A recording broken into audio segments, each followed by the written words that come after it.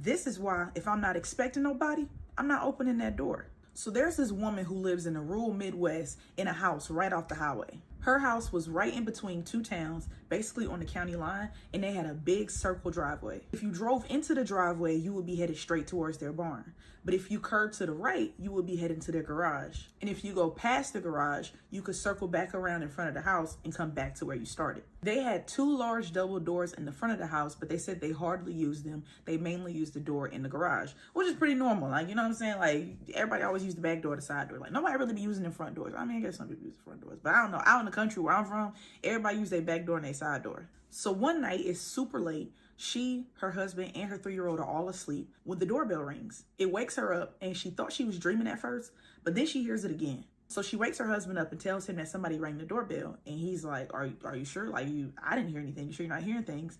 And then it rings again. So she says it's really dark outside, but they have dusk till dawn lights, so most of the driveway is lit up. Now, I ain't know what no dusk till dawn light was. I ain't never heard of that. But apparently it's a light where, like, when the sun is going down, the light cuts on. And then, like, when the sun is rising, the lights cut back off. Which I think is pretty convenient. That's pretty dope. Do I ever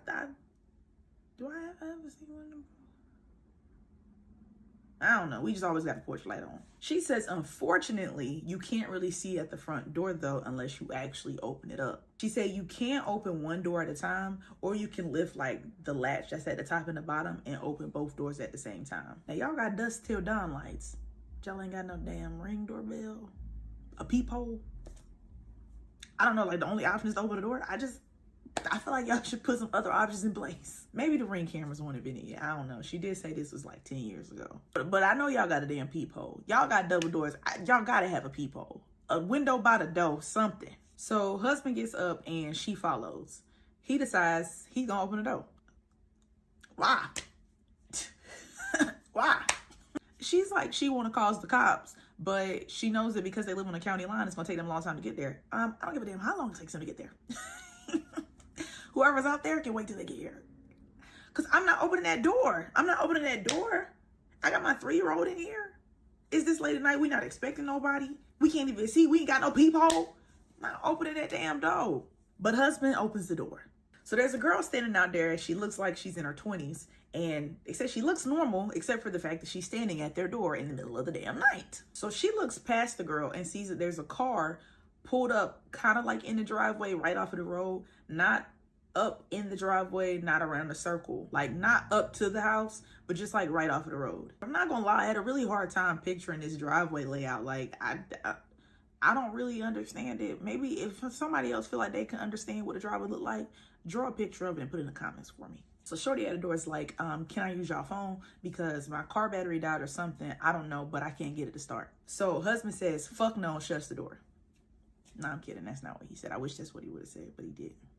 But the wife is like, this is how horror movies start. What we can do is call the police for you. The girl keeps asking, just let me use the phone. Like, can I just come in and use your phone? Like, that's all I want to do. But wife is like, no, you're not coming in. Sorry. Not sorry, actually. They tell her, look, we gonna call the cops for you. That's that on that. And the girl, like, storms off the porch. So they watch her walk back to her car. They can see the girl. They can see the car. They call the police. The police are like, all right, like, give us like 15 minutes. They don't sound that concerned. And the wife said, honestly, she wasn't that concerned either. She was like, it's just a girl. Like, she probably do got a dead battery, but I ain't finna let her in this house to find out. Like, and I don't blame her. I wouldn't be like, I'm sorry you got a dead battery, but you gonna have to sit in that car with that dead battery. We gonna call the folks for you, though. So the girl then opens the trunk of her car and no lights come on. So it does indicate that her car battery is dead. And she's rummaging around the trunk. Then the driver's side door opens and out steps a guy. Then the back passenger door opens and out steps another guy. Upon seeing this, I would have looked at my husband and say, now what the hell you open that goddamn door for? Because for what? What you open that door for? And what they doing out there? And why she ain't tell us it was 2 other people in the car with her? Suspicious. So now all 3 of them are like rummaging through the trunk. Shorty says she can't hear what they're saying. She can't see what they're doing. They just like in the trunk and then they all get back in the car. So at this point, 5 minutes have gone by and she hoping that the sheriff just kind of hurries up. But she knows it's probably going to be about another 10 minutes before they get there. She said they're still in the car, like not moving. She can't really see in the car, but there's no light on in the car or anything. And like, there's nothing going on. She says she knows that they're sitting in the car and haven't gotten out of the car and like walked up to the house or anything, because they would have had to walk right under the dusk till dawn lights, and she definitely would have saw them. She says she thinks she sees the driver like light a cigarette in the car, but she's not 100% sure. And then she sees someone walking towards the car from the direction of the barn. It's a man. She doesn't know who he is. She said they don't have any neighbors. And he's coming from the back of their property, which has a creek. He walks under the dusk till dawn lights and goes straight to the car. Doesn't even look at the house. And he gets in the back. Woo. I don't know if they got that thing on them in that house, but I would have had that thing ready for whatever. Because at this point, what y'all doing out there? Because what you doing in my backyard? What was you going to find back there to start the car? And get this. He gets in the car starts, and they drive off. Now, I thought the damn car was dead. I thought the car was dead. I almost believed that her battery was dead. No, I didn't. I never believed that. But the lady in the story almost believed it. So the cops arrive about 10 minutes later, and they don't find nothing. I mean, what could they find? Like, I guess they go to look and see, like, if he had broken into anything, but I guess they don't find anything. And he like, well, we don't see nothing. Call us if they come back, I guess. How about you spend a night outside? How about that? Patrol, do a little patrol. Just do a little stakeout, if you would be so kind. But husband goes into the shop, which is apparently on their property, and gets his pew-pew, and they try to go back to sleep. I would be so unrested. I wouldn't be getting a lick of sleep. Not a lick. My eyes would burn from how long I would keep them open laying in that bed. But folks never came back. They don't know who they was. They don't know what they wanted. I don't give a damn who they was or what they wanted. Crazy business. Y'all stay safe out there. There's a specific reason why us Caribbeans and Africans, growing up, they tell us not to eat at strangers' house. Not to eat at anybody's house, to be honest. That was so embedded in me that till this day, I will not eat at people's house. Not only is it because that not everybody is clean, but it's also because that you don't know what that person put in that food. Scary story time. So there was this guy, let's call him Leo. So Leo had this friend, and this was like his best friend. Let's call him Sam. And this is a real quick story time. Sam and Leo basically like grew up together. They were super close, like the bestest of friends. Sam had a younger sister. Let's call her Julia. Now, at this point of the story, Sam and Leo are about maybe 22, 23, and Julia was only a year younger than them. But growing up, Julia always had the biggest crush on Leo. And it was super obvious, like they both knew. But because that was Sam's little sister, like he respected that. He never looked at her that way. But that did not stop her from constantly shooting her shot. And so Leo already knew the rule not to eat at anybody's house, and so did Sam, and so did Julia. But they are like family, so eating at their house was like a normal thing. So anyways, one day they had a little get together, like game night type of thing at their house, at Julie and Sam's house. You know, I keep saying Julie, so we're just gonna say Julie. And so Julie got really drunk and finally like outright confessed her love for Leo, like in front of everybody. And so Leo had to let her down very easily, and he was very gentle about it. He told her, hey, you've had a lot to drink. And she's like, I don't care. Drunk minds speak sober thoughts. I'm telling you the truth. So what's up? Like, and Leo's like, I'm sorry. You're my best friend's sister, and I really don't look at you that way. I'm sorry. I love you. I got love for you, but it's just not that way. And so Julie starts crying because now she's embarrassed. And she's still drunk, so she's like in tears. She's screaming, she's throwing things. And at this point, party's over, everybody's going home. And so Leo goes home, he apologizes to Sam, and Sam is like, you have nothing to apologize about. Like, she should have known by now that you didn't see her like that. And so the next day, he gets a phone call from Julie, and he was very hesitant about answering, but he answered anyway. He picks up the phone, and immediately, she is super apologetic. She's like, oh my God, I'm so sorry. I got drunk. I should have never acted that way. I want to make it up to you. Please come over to the house. I'm cooking today. I will make you a plate, and I promise you this will never happen again. Like, I will never bring it up again. I respect your wishes and your decisions and your boundaries. Please, I'm so sorry. And so this is kind of like a weight lifted off his shoulder because he didn't want things to start being weird with him and his best friend and going over there because he would always go over there. And so before he left, his mom had cooked. And his mom is like, hey, eat before you leave. And he's like, no, I'm about to eat anyway. And his mom is like, no, I just made the food. Just eat. Please just eat. And so he ate a plate of his mom's food before he left. He didn't eat too much, but he ate some. And so he goes over.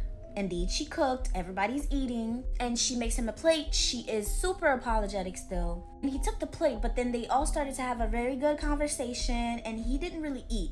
And so he explained that he ate before he came, but he will pack the food and take it with him.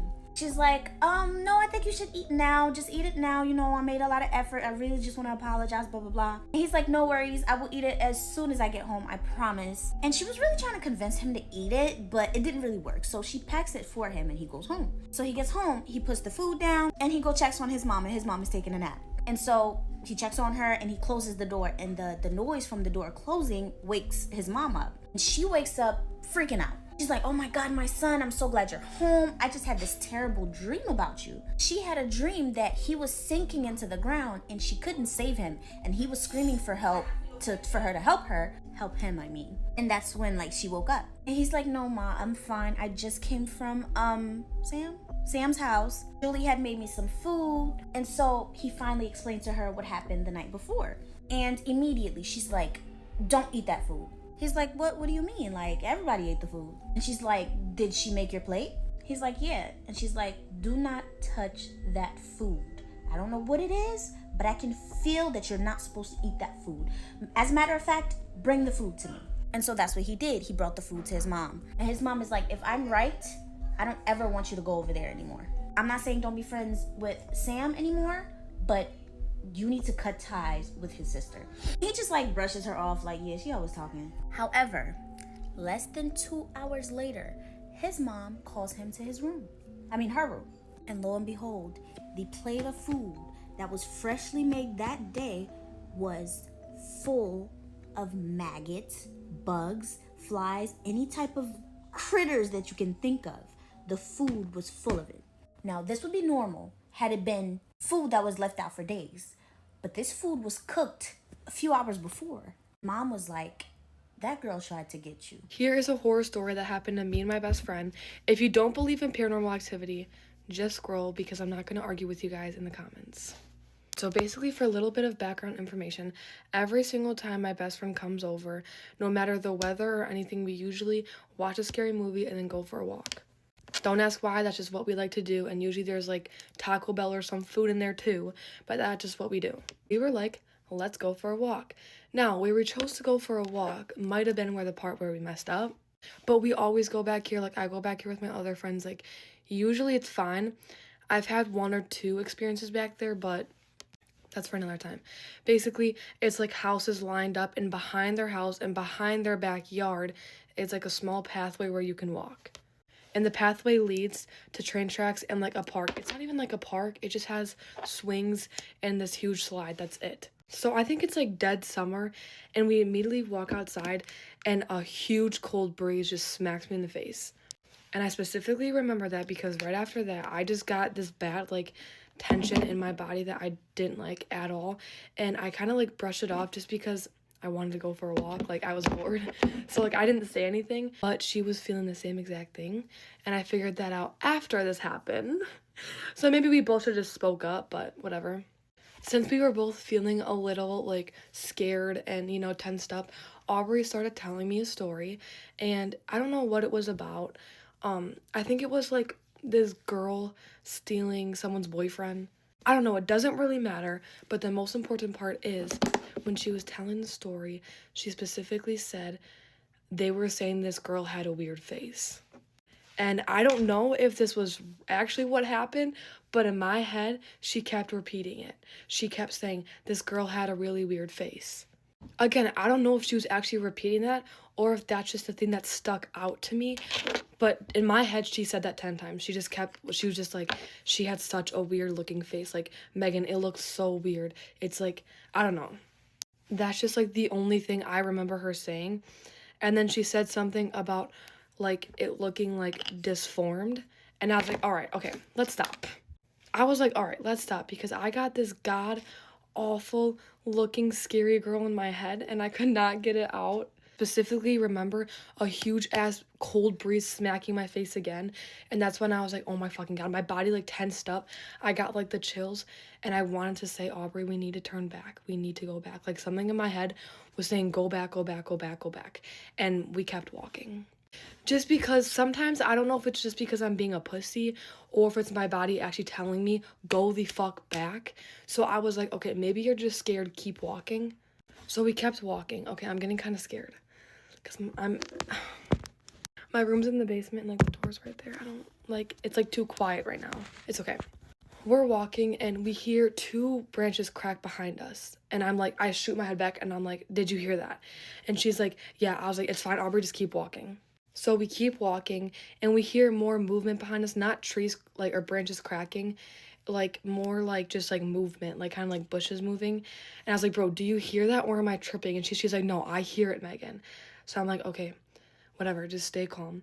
And then it happened the third time and we bolted. Like we didn't even see anything at this time, we just ran, right? Aubrey was a little ahead of me because the thing is like anytime anything like this happens, I like when everyone's in front of me just so I can like make sure everyone's there. And right behind Aubrey, and you guys saying this, I know you guys are not going to believe me, but you please believe me because I'm not lying. Like genuinely from the bottom of my heart, not lying. And I was almost throwing up and crying after this, like genuinely. So standing behind Aubrey, well, chasing Aubrey actually, is this tall black man with a long stretched out face. He didn't really have a face. He just had like a long mouth and like long eyes, kind of like that, all black body.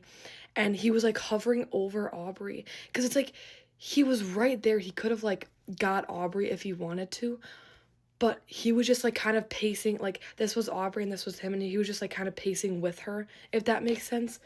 And I'm just like running, like I'm running basically next to it, and I'm just like looking up at it. Like I didn't say anything, like I didn't. So we get to one of like the houses, because like I said, we're a pathway behind houses, so we come out where we can like kind of run out in one of their front yards, if that makes sense. So we get there and I like put my hands on my knees like this and I'm breathing heavy and I'm crying, and Aubrey's like, Megan, what was that? What the fuck was that? And I'm like I can't breathe because I don't think she saw it. If I'm wrong, Aubrey, correct me in the comments. I don't think she saw it, but I'm out of breath, like crying, and I'm like, Aubrey, I'm gonna throw up. I can't catch my breath. And she's like trying to hold me and like walk me down the court, because basically I live on courts, and so we were trying to get to the end to get like to the main thing, if that makes sense. If you guys want me to, I can like always pull up a map and explain it, but that's like, I don't know. And so we're walking, and I'm not even joking. You can tell. I'm just looking back every single second. I'm like, I'm not joking. I tell Aubrey, you look forward, I'll look back, because we need to make sure like that wasn't someone real. Even though deep down, I knew it wasn't, because he was right there. He was literally right there. I just heard something on my door. No one better try to scare me right now, because I will actually fucking kill someone. I'm actually scared. And thinking back to this, oh my god, now I'm hearing shit. We got back and I'm like crying and I don't even know what we do. Oh yeah, we come in my room.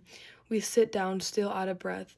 And then that's when we kind of like calm down a little, because you know, we're in my room, we're safe. But we're still like looking around my room, like we don't want to leave my room. Like it was just so bad.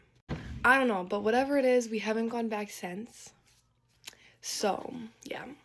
But thanks for watching my story time, guys. If you guys want more, comment, because I have so many more, because stuff has happened in my house, at other people's houses, around my house, and yeah, so love you guys. Bye.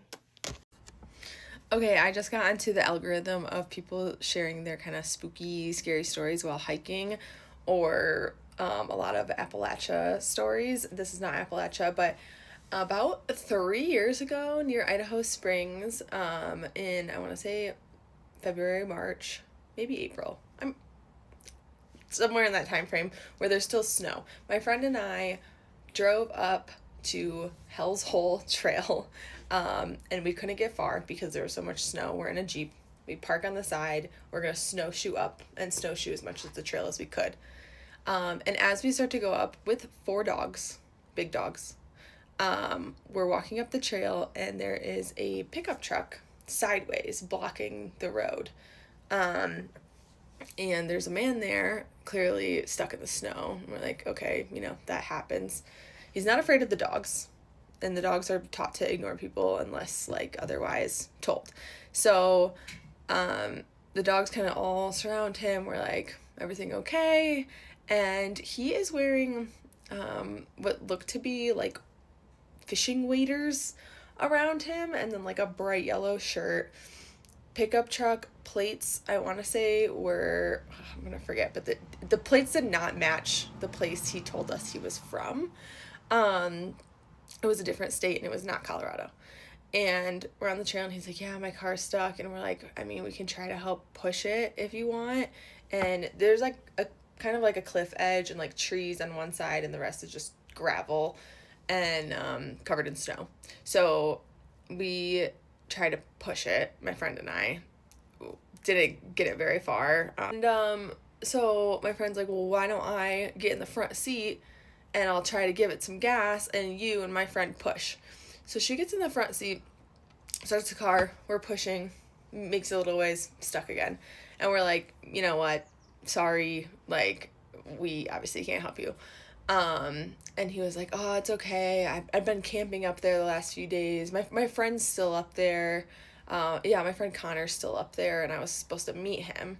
And we don't see any other cars. And also, you don't really camp at that time of the year when there's that much snow. I mean, you could, but it was odd. His trunk was filled with a bunch of stuff. He told us he had just gone to a storage unit, like, auction, and he didn't get much. We're like, okay. So he had told us that he tried to chop down a tree branch to use as, like, a lever system to get the truck out of the snow. And then as we're leaving, my friend was like, the axe was on the front seat, and I instinctively threw it in the back. And she saw like little bags of like what looked to be like women's jewelry, which would kind of match the storage unit situation, but not fully. And she saw a woman's bag and sunglasses or something, and he was by himself. Oh, I'm getting the chills. And so we walk away, and he gets out.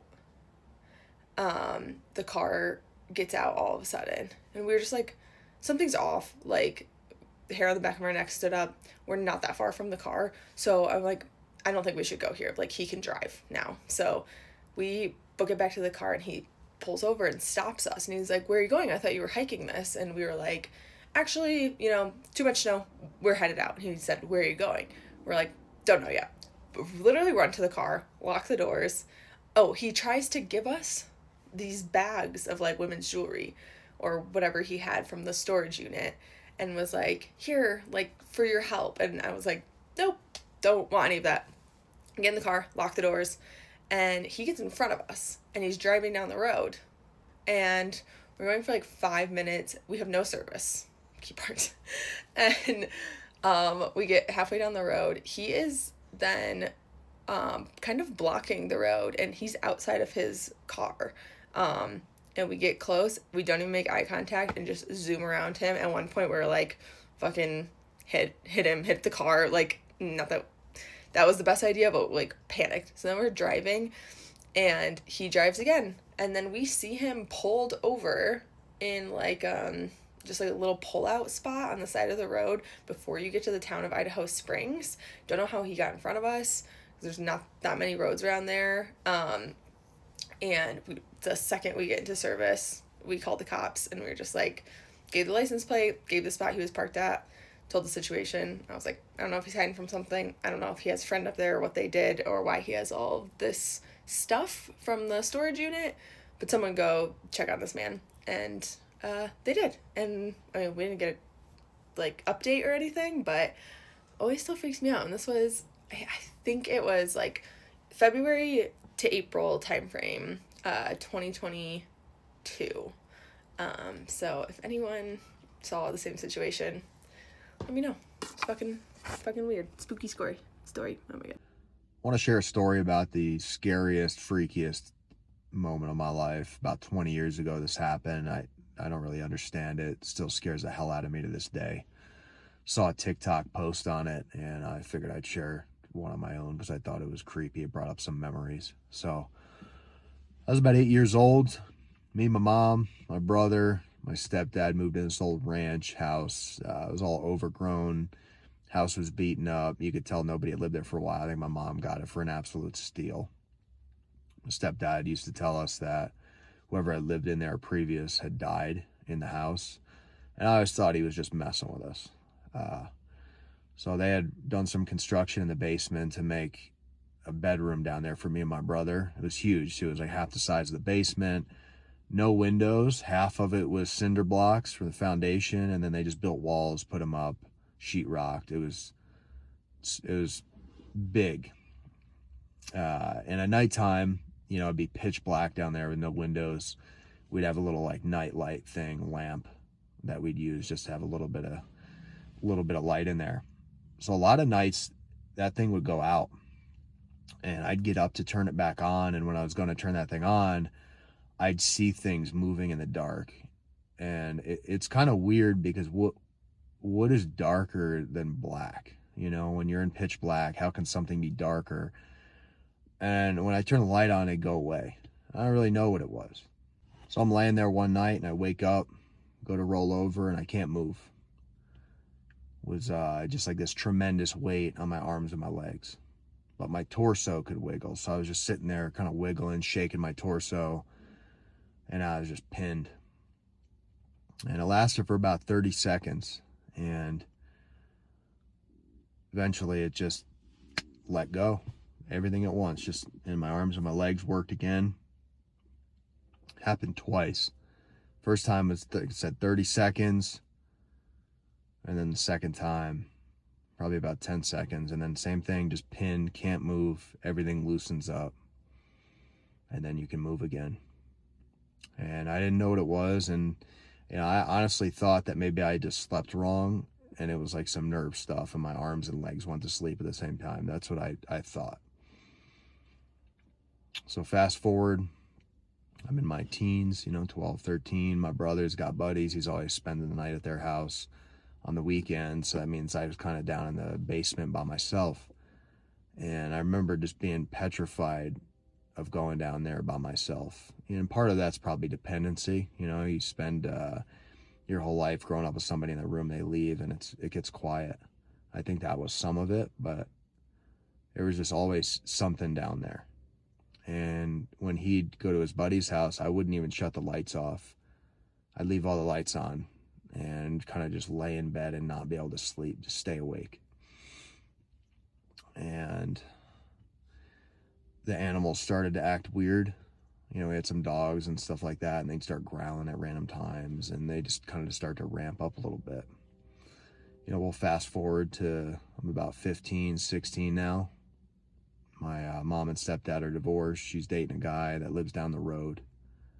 And I'm by myself. Brother's in college. I'm just hanging out, right? Eating food, playing video games, going to bed late. You know, I'm living the dream. And the TV just starts turning on by itself. And I'm banging on the top of it. I think it's broken or whatnot. It's just a piece of junk, you know. And I used to have a little dog named Bill that would, you know, spend the night with me, sleep in my bed with me, a little Jack Russell. And I'm laying there one night, arms hanging off the bed, and I feel somebody run their thumb down my forearm. And I wake up. And the TV's on again. And Bill is just going crazy. He's just, hair is up, and he's just growling, and nothing's there. And I remember calling for my mom, you know, hey, Mom, you there? Nothing.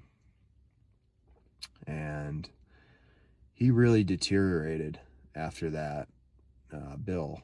And he started pissing all over the house. He was just angry, acting funny. And we ended up just putting him outside, making him like an outdoor dog. So I'm laying there by myself now. Mom's with her boyfriend, brother's in college, just by myself, laying in bed. Moon was out that night, so it was lighting up the room a little bit, and I was just laying there with my eyes closed, and I'm just thinking about class, the next day, girls, whatever. A truck goes by, and it kind of startles me a little bit. My eyes open for a second, and then I went to shut them, and I saw something on the ceiling. And I didn't have any posters on the walls. I didn't have anything hanging from the ceiling, so I lean up out of bed and kind of just start to try and focus. get my depth perception and dialed in or something. I didn't know what it was. And then as I leaned up, it started to come into focus, and it was an old man standing above my bed, hunched over, big, tall guy, leaning down and just looking down at me. And when I gained focus, he was, inches away from my face. And he had his big pointy nose, big jaw on him, big chin, and he was just monster of a guy, big tall guy. And I remember looking into his eyes, and they were fucking black. It was the darkest thing you could imagine, and just not a good person or feeling. He wasn't a pleasant guy, just kind of had that pure evil to him, bad intentions. And I leaned back in the bed, pulled the blankets over top of me, and I just shook all night. Just shook, sweat, just heart was racing. And I just, all night until the sun came up. And I don't even know how I got out of bed and went to school the next day. I was so scared and just dehydrated, heart was racing. And, next day I was trying to convince myself it didn't happen. I tell myself I was dreaming or making it up, can't be real, because it's not supposed to be. I never believed in any of that kind of stuff. And then all of a sudden it's just right there, literally in front of you. And, I've never been that scared in my life. I played sports before a big game. You get scared or nervous. I'm nowhere near that. I've run into animals out in the woods. Nothing. It doesn't touch it. There's never had a moment that is anywhere near as afraid as I was in that time. And I don't know, it was when the sun would go down and it would start to get dark, the fear would just increase for me. It's like his presence kind of became a little more dense. And it was a couple nights later, I'm laying in bed, got my whole body covered, and I got everything covered just like this, except my one eye, so I can look around, feet, everything. And laying there, it's dead quiet, just me in the house again by myself. Now, I didn't tell my mom because we weren't really getting along at that time, so I didn't want to share it. I didn't believe it, I didn't want to. Just denial. So I'm laying there, and I'd lived down in that room in the basement for years, and I'd gone up and down those stairs thousands of times, and I was familiar with the sound, and I heard that first step creak, and it was correct. And then the second, and then it made its way up, and there's like a melody to it, you're familiar, and it was correct. And I heard that person, whatever it was, get to the top of those stairs and open that door. And that door squeaked open, and then that door closed. And I was just shaking. That what had happened a few nights prior, I was trying to write that off. I was struggling to do it, but I was trying. And it was right in front of me again, And to get to my room, you got to go through the kitchen, the dining room, there's a little hallway, and then I was there, and I heard the footsteps, just big, long footsteps. Through the kitchen, through the dining room, down the hall. And then they got to my door, and I threw the blanket over my head. I didn't want to see. And I just shook, and I could just feel whatever it was just there with me. And by that time, it probably walked right over my bed. It was probably standing right next to me. And I couldn't look. I don't want to look at it. We moved out of there probably a year later into my mom's boyfriend's house. And, it kind of made sense, because I don't believe my stepdad was lying. I believe that was the guy that had died in the house. And when we had moved in there and done construction, everything was really tall. So the cabinets were to the ceiling. I had to get on the counters just to grab a plate. The toilet, my feet didn't even touch the floor. The sinks, everything was really high. And they ripped all that stuff out, put reasonably sized stuff. So I think they were giants that lived in there, just really big, tall people. And that guy was huge that was standing over me. And it made sense. But even, when we moved out, we'd drive by the house because we weren't living there anymore. My mom still owned it, but we weren't living there. And I didn't want to look at it. I didn't even want to look in its direction. I just tried to write it off. And, this is 20 years later. And if I sleep by myself, I still got to put that blanket over my entire body because it scares the shit out of me. And I start thinking about it again. That was 20 years ago. And there's shit out there. And some people might not want to acknowledge it or don't believe in it, but something's out there and going on. And I know that particular area that I lived on up in the mountain there, we had kids in school that had said they had seen Bigfoot and weird creatures and stuff roaming around. And, I had my incident here, and then I had kind of seen some like really oddly big, weird animals out in the woods that shouldn't be there. And there was just some stuff going on. But I had actually talked to my mom about it years later and brought her up to her, and she wasn't surprised at all.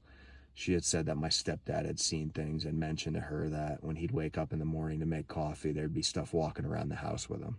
Let me tell you about this haunted hospital I worked at where I had to push this body down to the morgue, and these spirits was jumping all on top of the body bag and pushing the body cart all up and down the hallway. So this is my first hospital job. I'm super new. I had never done anything in a hospital before. I was only doing like nursing homes and home health care, right? So I turn around and I'm training with this woman. You can tell she hated her life. She being rude. She didn't want to train me. She had me doing everything by myself, even though she was supposed to be training me. And so then, unfortunately, this patient passes away. And she tells me, like, you got to toe tag them. You got to do X, Y, and Z. So she's telling me what to do, but she's like not really wanting to help me.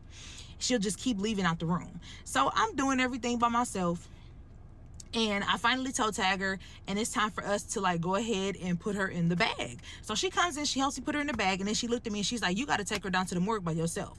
I said, aren't you supposed to come with me? Like, I don't even know where the morgue is. She was like, no, I had to do it myself the first time. Okay. So I went ahead and I was like, cool, I'll just go by myself then. So fast forward, I pulled the body onto the elevator, and I'm already freaked out. I'm in the elevator with a dead body, and the first thing that's on my mind is, what if this elevator stopped and I get trapped in this elevator with a dead body? Anyway, so fast forward, I'm in the basement and I'm pretty much waiting for security. She told me that security was going to meet me there. Now, mind you, I don't know where I'm going. So I'm going up and down the hall, pushing this body up and down the hall, trying to find this morgue. And so it's a fairly large hospital, right? And when you don't know where you're going, you be confused. So I finally like saw this area, and I'm just like, okay, that looked like it would be something like a morgue. I don't know. So I walked up to the door, and in small printing, it said morgue, right? So I'm like, okay, this is it. I pushed the body up against the wall. And when I pushed the body up against the wall, I'm just standing there. I'm waiting for security. I hear the elevator ding, and I heard the doors open, and I was like, okay, finally, they're here. Nobody got off the elevator. So then I heard walking from the opposite direction, and I was like, oh, okay. So I'm just waiting. Nobody ever comes. I'm down there waiting, like I had pushed the body up against the wall and everything, waiting for about 15-20 minutes. So finally I was like, okay, let me call up there. So I called the unit, and when I called the unit, the girl who's training me answered the phone, and she's like, oh, sometimes it just takes them a while. It's okay, you can go ahead and just wait there. And so I'm just like, okay. So then I wait down there longer. And the longer I wait, I just feel anxious. And I'm like, I do not like being down here. Like, I'm literally in the basement. It feels like by myself. I don't see any other workers. This shit is weird. So I hear talking, and I'm like, okay, let me walk to where they are, like whoever was talking, so I can tell them, like, hey, do you mind getting security for me so they can hurry up and get down here? Because I don't want to leave the body, right? So I get to that area where I heard the talking, and there's nobody there. So immediately, I know what that is. And I immediately don't want to be down there. I already didn't want to come. So I get annoyed because I've been waiting for a long time now. And so finally I'm like, I'm just going to search spree to try to find somebody myself. So I finally like walk down this other hallway, and as I'm walking down the other hallway, I hear commotion coming from where I left the body. And so I turned around, I'm like, maybe the security people came from the opposite direction, maybe that's them. So when I go back around the corner, I noticed that from afar I can see there's something on the floor. And as I'm walking closer, I can see that it's the belongings bag that belongs to the deceased. I had it on top of the body bag. And so I'm like, okay, it could have just fallen. I don't know. And so as I'm getting closer, I see that there's somebody behind the cart, like holding onto the handles behind the cart. And I was like, you know, getting scared. So finally, I was just like, okay. So as I get closer, the person that was squatting behind the cart stood up, and it's a spirit pushing the body cart towards me. And then it's a couple more spirits sitting on top of the body bag. Y'all, I never ran to an elevator so fast. I ran to the elevator and I called the unit again, and I told the girl, I said, hey, I'm gonna need you to come down to the, you know, thing with me. The security didn't even show. She said, just come on back up here. So I went back upstairs, and when I got back up there, she had an attitude. We called security again. Security gets down there, but this time they tell me that I had the body pushed all the way over by janitorial. Y'all know I did not. No, I did not. I did not have that body pushed down there by janitorial. So security's like, yeah, I you know, just don't send no more new people down here if they just gonna be leaving bodies just anywhere. Anybody could walk down here. Well, maybe y'all should have been where y'all said y'all was gonna be. One time I was talking to this guy on Bumble, and he wanted to go on a first date, and he wanted to go on a hike. And I know that's like a new thing now, that people want to go on a hike and don't want to get a drink, don't want to do that. I was like, okay, that's fine, but I don't want to go on a hike. I don't want to go in the middle of nowhere in the woods with someone that I don't know. I was like, well, how about a park or something? He's like, no, I want to go on a hike. And I was like, okay, you're going to go on a hike by yourself then. I'm not going into the woods with, or into the middle of nowhere with someone I don't even know, sir. And he was like, all right, well, we can go for a drive then. I'm like, I don't want to go for a drive. If I didn't want to go on a hike, I don't want to go for a drive. I do not want to be alone with you, sir. That is not what we're going to do on a first date. Hello, people are crazy. So then he was like super pushy about it, and I thought that was weird. And then he was like, well, that's fine, we can go to this park then, I'll pick you up, what's your address? And I was like, absolutely not, I'm not giving you my address, you're a stranger. And he was like, why I want to be a gentleman, why won't you let me pick you up? And I was like, you can be a gentleman in a million ways, and you being super pushy right now is not the way to be a gentleman. I am not giving you my address. And he was like super aggressive about it. So then I was like, you know what, I'm gonna block you, I'm not gonna talk to you anymore. So I blocked him on Bumble. Now, he didn't have my full name, he didn't have my phone number. All of a sudden I get this Facebook message, and he was like, hey, sorry, I'm in the CVS parking lot, someone pulled up next to me. He was like, hey, why did you block me? And I was like, bro, this is why I blocked you. First of all, you were super aggressive. You want to meet in the middle of nowhere. Second of all, you want my address. You're like, want to pick me up, whatever. And now you found me on Facebook. I do not know how. Like, I blocked you, and unless you had my images saved and then you Google image search me after, like, why did you even have my picture? Like, how could you even find me after Bumble? So then I blocked him on Facebook, and he finds me on Instagram. And I was like, bro, you are boo, boo, boo, like setting off all sorts of alarms. So then I got back on Bumble, and I like reported him to Bumble, and I was like, hey, this is what's going on. He seems super creepy. He's super pushy about a first date. He wants to meet a first date in the middle of nowhere. He wants to meet in the woods. He wants to go for a drive, whatever. Now he's found me on all of these different forms of social media. So I blocked him. I blocked him here. I blocked him on all forms of social media that I can. And then I didn't hear from him again, but I was like, this is a little sketchy. So I have the guy's like information, and I am always like watching the news to see if maybe he pops up as like a serial killer or something. But I think I might post him on one of those Are We Dating the Same Guys and just be like, hey, alert, alarms, like watch out for this dude because he wants to meet you in the middle of nowhere, wants your address, and then he gets really angry if you don't get. Okay, y'all, I'm kind of spooked. Let me tell y'all what's been going on with me. So about a few weeks ago, I was putting my son down to bed. My son is 3 years old. So as I'm putting him in his bed, he says, Mommy, can you make the monster go? And I said, I was like, baby, there is no monster in here. And he was like, yes, it is. And I'm like, well, I don't see anything. I'm looking around the room. I'm like, baby, I don't see anything. I said, where is it? He points to the corner. He was like, it's over there. And so I'm like, okay. So I turn around. I looked in the corner, and I'm like, monster, you need to leave. My son is just like, but Mommy, can you make the monster go? And I'm like, I don't see anything, baby. And he's like, well, can you tell Daddy to make the monster leave? And I was like, okay, let's go get Daddy. So I get my son out the bed, right? And we're getting ready to walk. We're walking out of his room. And he was like, the monster just left. Like, literally just like that. And I'm like, well, where did he go? And he was like, he went out the room. And I said, okay. I said, all right. So I go downstairs and we go get my husband. We come back. Now we're both in his room, right? We're all three of us are in there. And my husband is like, playing along, like telling the monster to leave. Like, you need to leave. I'm going to beat you up. And, just playing along. So my son is just like, okay. So I don't know if when we walked out the room and he said that the thing, whatever it is, walked out too and didn't come back. I don't know. But my son was just like, okay. He seemed like he was okay, right? So that was that, right? The next morning, when I went in his room to go get him, he had the blanket completely over his head. I said, okay, my baby is scared because he's never done that, right? I'm like, okay. But he didn't say anything. He didn't mention it. But over the last few weeks, he'll intermittently mention this monster, right? And then he's also been doing things like closing the closet doors. Like, my closet is dark, so he'll close that door if the door is open. He'll close my bedroom door if the door is open and, it's dark in the hallway. Like, he's been kind of on edge. So a few nights ago, me and my husband are laying in the bed, and my son and my middle daughter were downstairs. He comes dashing up the stairs, like running up the stairs, and he's terrified, like shaking. And he's like, Mommy, the monster won't stop looking at me. And I'm like, I said, baby, like, remember, there's no monster. We made the monster go. He was like, no, he's downstairs. And I'm like, I said, what is he doing? He was like, he keeps looking at me. So he's literally like terrified. Like, I've never seen him like this, right? So he gets in the bed, like literally tucks himself under my husband, like under the blanket, and is just like, won't move. And I'm like, okay, what is my baby seeing?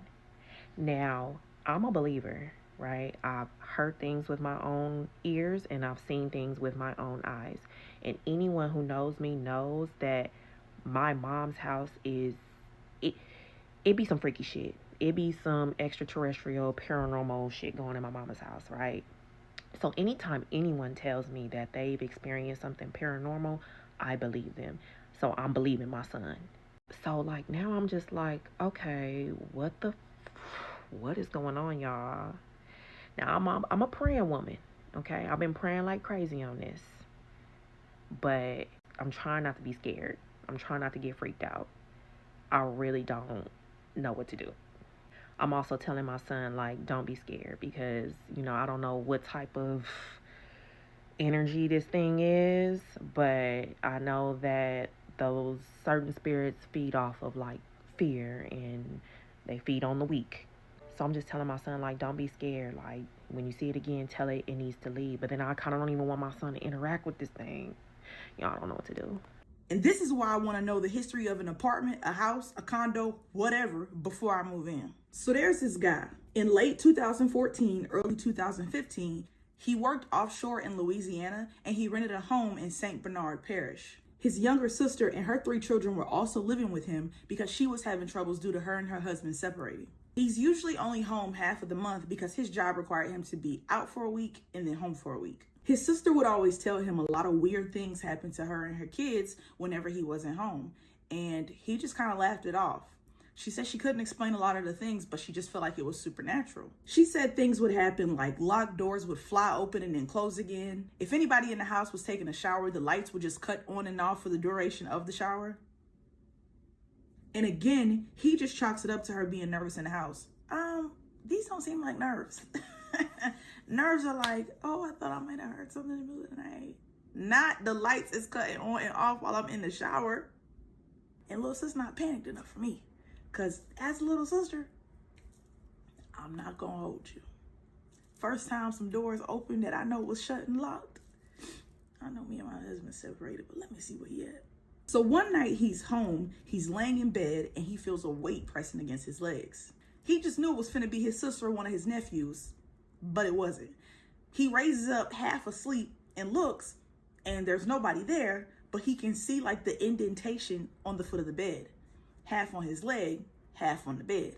He said because he was completely exhausted, he just moved his feet up, like pulled them up to him, like in the fetal position. That's not enough. On top of that, he said when he moved his feet, it was difficult because it felt like the weight of a grown man was sitting on them. And y'all know what he did? Continue getting some rest. I don't know how y'all do it. One thing about y'all gonna get some rest. Me, I'm up all night. So his room has a bathroom in it. So later on in the night, he wakes up and he has to pee. So he gets up, he goes to the bathroom, and he hears what sounds like an old man's voice saying, "Get out." You don't gotta tell me twice. I'm out of here. I would have hit. Yes, sir. Give me just a second. Let me grab my keys. And my sister, I guess. I don't know.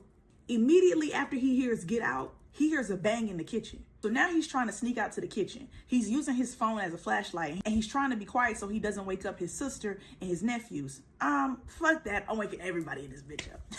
Everybody get up. Everybody get up. We're leaving. But apparently the sister heard what was going on in the kitchen anyways, and she was already coming out of her room. When they get to the kitchen, they see that the garbage can, which was under the sink, had been thrown across the room, like into the living room by the TV. He says a few seconds later, his oldest nephew comes running out of the room screaming, "He's in our room and he pushed me off the bed." I would have pushed him out the way running out the door. So he runs to the bedroom that his sister and her kids were sleeping in, and he's like, he was hoping he was going to see nothing, but before he could even get through the doorway, he gets knocked off his feet by a punch to the chest. Do you know how mad I would be if a ghost punched me?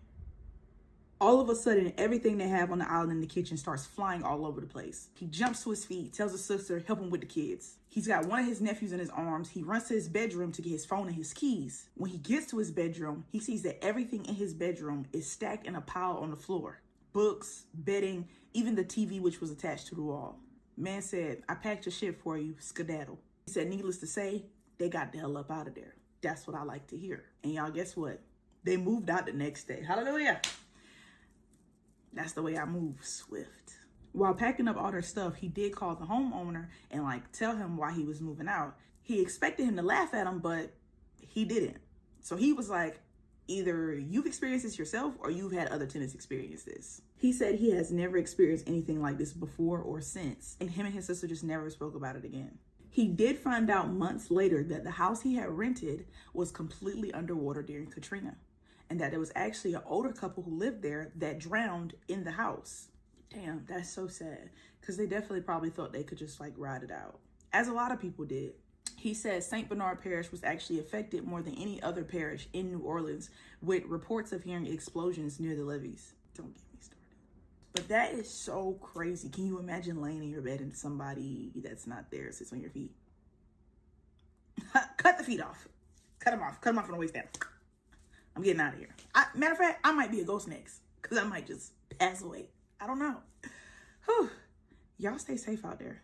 Today I'm going to tell you the story of a witch named Harriet Boggs. So it's the 1900s, and her story takes us back to the small town of Whispering Pines. Now, Whispering Pines is a relatively close-knit community, agricultural, small town, and generally speaking, the town looks out for each other. Now, one important thing to note about this town is that it sits on a relatively large creek bed. Up the creek about 3 miles as the crow flies is a town called Taylor Creek. Now, at this point in time, Taylor Creek was still really underdeveloped. It was heavily wooded, lots of wildlife running around, and not a place you'd want to be caught by yourself, especially after dark.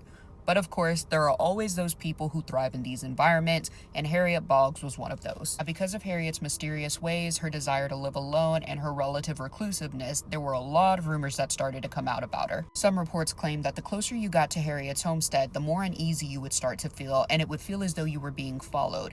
In fact, there are other reports that claim seeing cats all over the woods staring at them as though they were being watched. Other accounts would claim that as they got closer to Harriet's house, they would start seeing mysterious fireballs on top of the water. Now, of course, this could have just been methane gas. This is a very natural phenomenon, but People said it happened more than it should have, and it was reported being seen quite a bit. In addition to this, these fireballs appeared to move at will, as though warning whoever was coming nearer to stay away from Harriet's house. The closer they got, the bigger it would grow.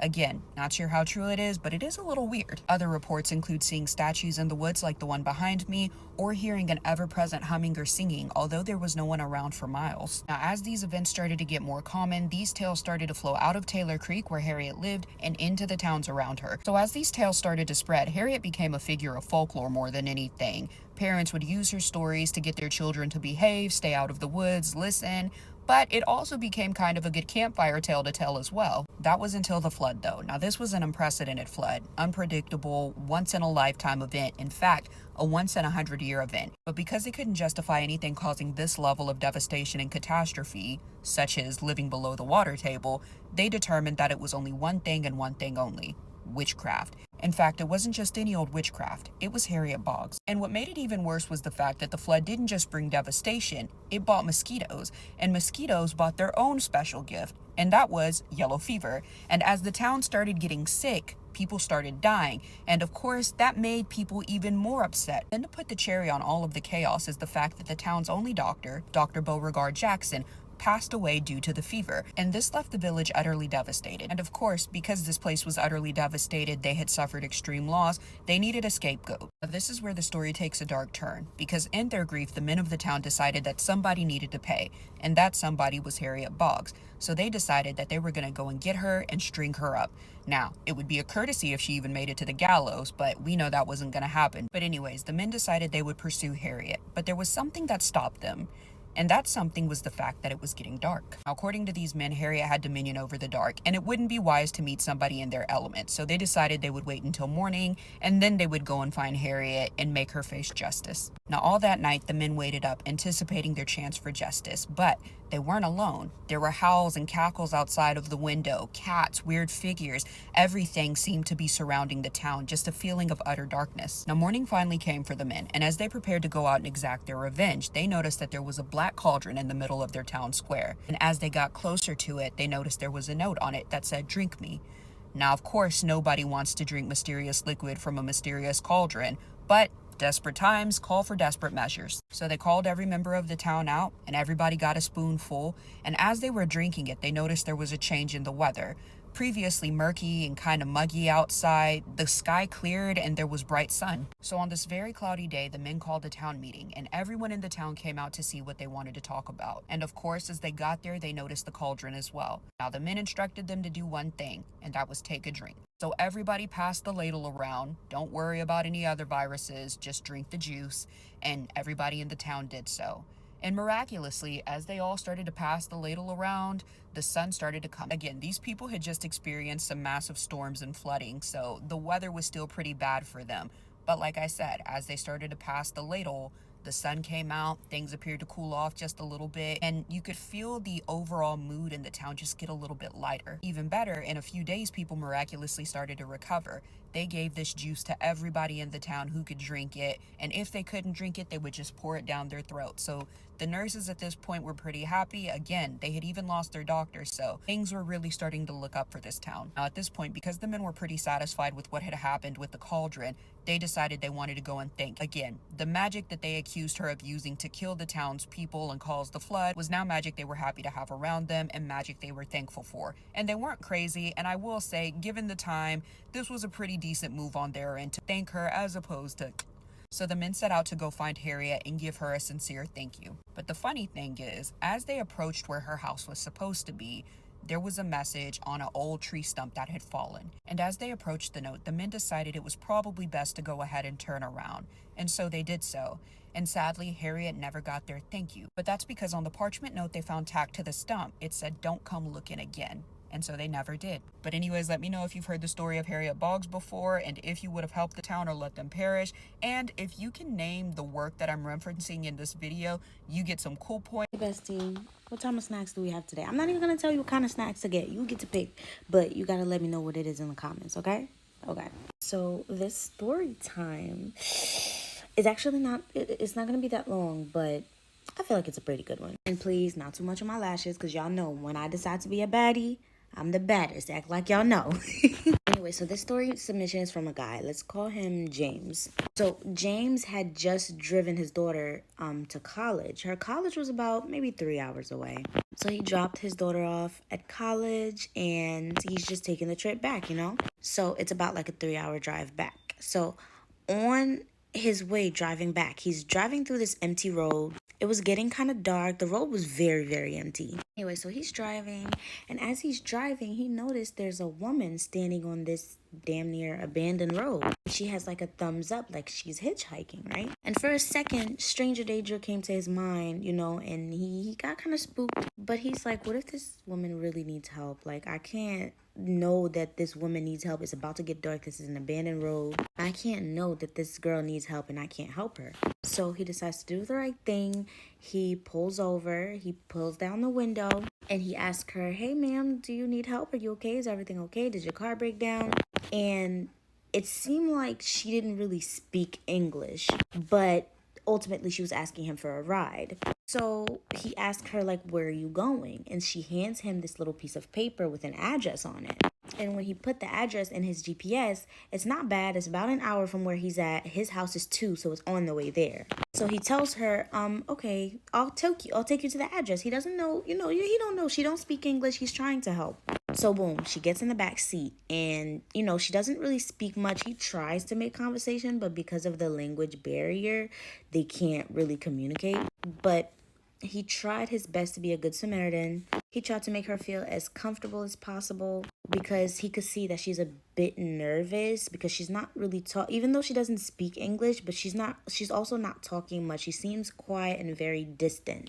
And he doesn't know the reason why she's on the road hitchhiking, so she may be nervous, She's probably thinking of him as stranger danger. So he gives her some snacks. She declines everything, but he tries as much as he can to make her feel comfortable. That's the point. So when they were 10 minutes away from the address, he let her know they're 10 minutes away, so they're going to get there very, very fast. Anyways, he gets there. He gets to the address. He's looking for the house. He's driving, and he finds the house, and he pulls over in front of the house, and he turns back to tell her, hey, we're here. Except when he turned back, nobody was in the back seat. No one was in the back seat. He's like, what the hell? Like, she was in this car a second ago. He's getting out the car. He's looking around the car as if she would just be hiding somewhere. And he genuinely feels like he's going freaking nuts. This girl was just in his back seat and he just can't believe what's happening. But he still gets to the address. And that kind of reassures him a little bit because he's like, okay, I'm not crazy because I came to this address. That's what the address said. And he's still holding the piece of paper with the address. So he goes up to the house. He knocks on the door. And this older lady comes out and greets him. And he basically says to the lady, like, this is going to sound so weird, but this young lady just asked me for a ride. She gave me this piece of paper with this address on it to drop her off here. But when we got here, she was nowhere to be found. She didn't exit the car, but she was in, like, he just sounded crazy. So the older lady, like, what did the young lady look like? So he basically gives her a physical, like, description of what the girl looked like. And the moment he starts doing that, she starts tearing up. So he's like, ma'am, why are you crying? She invites him inside. He sits down, which I really think that that's a crazy thing to do after what just happened. I would have never went inside because I don't know what kind of trap this is, like, whatever. But he did it. He went inside and the older lady comes out with like a photo album and shows him a picture. And she basically asked him, like, is this the girl you're talking about? He's like, yes, that's the girl that was in my back seat. Except she was wearing something else. She was wearing this cute little nice white dress. And the older lady just instantly started crying. And come to find out, that was her daughter that passed away on that same road that he was on 20 years ago. 20 years ago, y'all, she passed away. And yeah, that was just like a what the fuck moment for him. And that's really something that stuck with him because it's like, dang, how do you even explain this to somebody, And so he said that he feels validated on my page, so he knows a lot of people are going to believe him.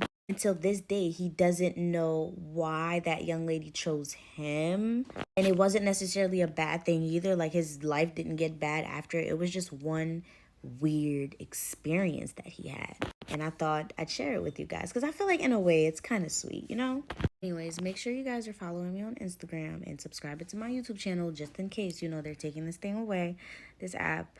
I really hope they don't, because I heard actually the CEO of TikTok just did a meeting with Donald Trump. So we'll see what comes out of that. Until then, put your snack away. You're getting big. And I am a strong believer that some things in your past are meant to stay in the past. So this girl named Tamara said that she's seen this trend going on TikTok.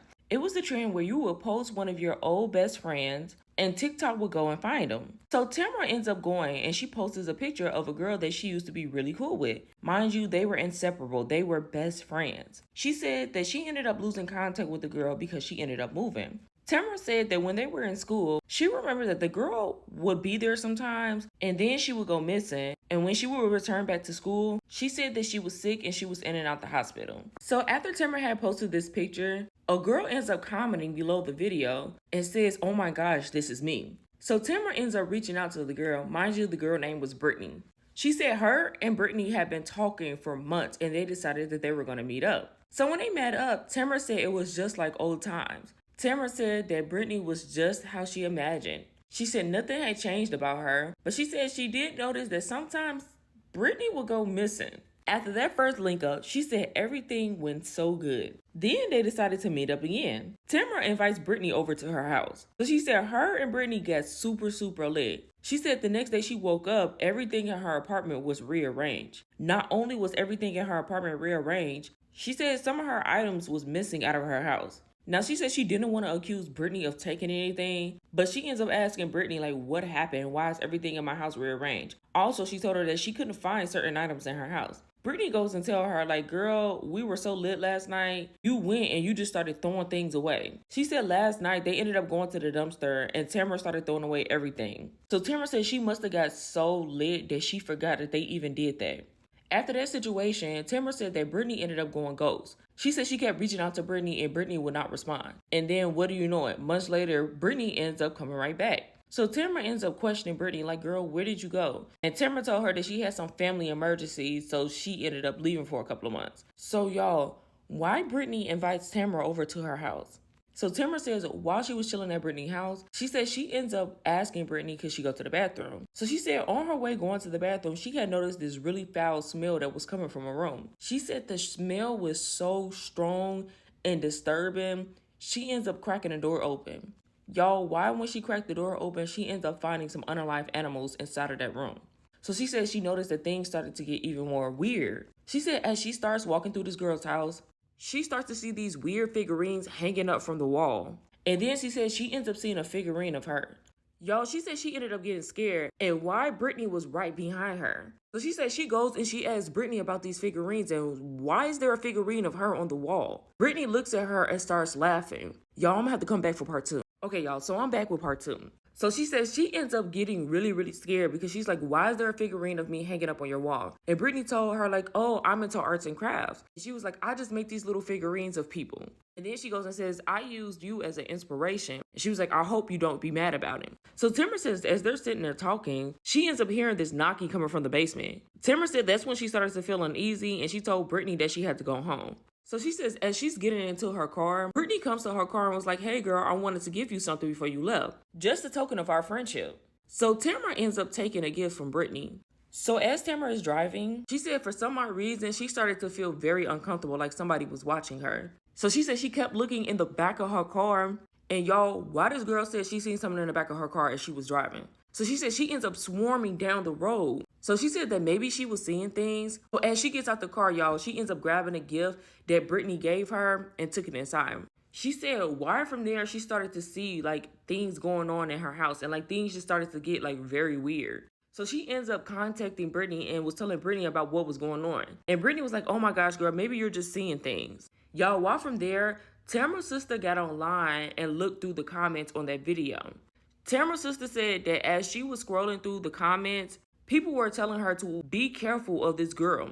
Some of the comments was also from old classmates telling her not to rekindle with this girl. A lot of people were saying that this girl was into some weird things and that when she was in school, she was in and out the hospital because she had really bad mental, Not only that, they said that she was dibbling and dabbling into shit that she had no business doing. Tamara's sister also got on there and stated that From that day, her sister was never the same. But this is why I'm a strong believer of, if some things are left in the past, leave them. Don't go back redigging things up that should have been left alone. If somebody from your past disappears, I believe that they were meant to stay there. They said from that day, Tamara was never the same. They said that Tamara keeps saying that somebody is watching her, but the thing is, nobody was never there. Y'all be careful about these little trends that y'all be trying to hop on, because you never know what you may go and find. Witchcraft is at an all-time high. If y'all could be a fly on the wall during some of my reading sessions, you would understand why. So I had to come here today to tell y'all a story time about some of my client experiences and some of the craziest witchcraft curses and spells that I have dealt with.